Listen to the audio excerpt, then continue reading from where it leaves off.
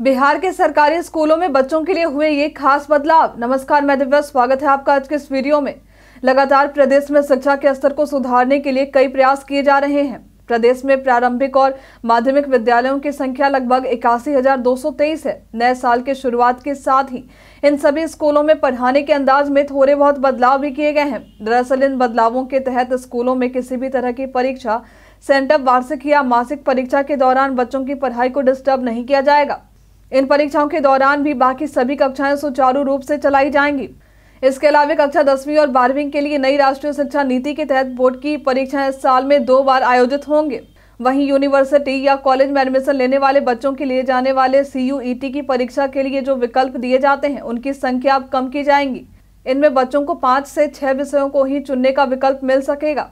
नए सत्र में प्रदेश के सभी प्राथमिक, मध्य और माध्यमिक व उच्च माध्यमिक विद्यालयों में पढ़ाई और परीक्षा दोनों के मूल्यांकन की व्यवस्था शिक्षा विभाग द्वारा की गई है। प्रदेश में प्राथमिक स्कूलों की संख्या 40,566 है, मध्य स्कूल की संख्या 31,297 है, तो वहीं माध्यमिक और उच्च माध्यमिक स्कूलों की संख्या 9,360 है। अब से यह सभी स्कूल हर महीने के अंत में मासिक परीक्षा का आयोजन करवाएंगे और यह अनिवार्य रूप से करना ही पड़ेगा। साथ ही इन कॉपियों का निरीक्षण विद्यालयों में निरीक्षण करने वाले अधिकारी को समय समय पर करने होंगे। वहीं यदि कॉमन यूनिवर्सिटी एंट्रेंस टेस्ट 2024 में छात्रों को परीक्षा के लिए दिए जाने वाले विकल्पों की संख्या को सीमित कर दिया जाता है, तो नेशनल टेस्टिंग एजेंसी को भी पहले की तुलना में कम परेशानी होगी। साथ ही परीक्षा लंबे खींचेंगे भी नहीं और कम शिफ्ट में आयोजित किए जाएंगे। साथ ही 5 से 6 विकल्प ही ऑप्शन में होने के कारण छात्र जरूरी विषयों का ही चुनाव करेंगे। इसके अलावा बिहार में बच्चों की सुचारू रूप से पढ़ाई संचालित करने के अलावा स्कूल में स्वच्छता पर भी खास ध्यान दिया जा रहा है, ताकि स्वच्छता होने के कारण बच्चे भी दुरुस्त रहेंगे और पढ़ाई पर ध्यान दे सकेंगे। स्वच्छता को ध्यान में रखते हुए प्रदेश के सभी सरकारी स्कूलों में शिक्षा विभाग ने डस्टबिन रखने के निर्देश दिए हैं। साथ ही बताया गया है कि प्रारंभिक, माध्यमिक और उच्च माध्यमिक विद्यालयों के परिसर और शौचालयों की साफ सफाई के लिए हाउसकीपिंग के तहत एजेंसी चिन्हित है। जिला शिक्षा पदाधिकारी के स्तर से चिन्हित एजेंसी को विद्यालय भी आवंटित किया गया है।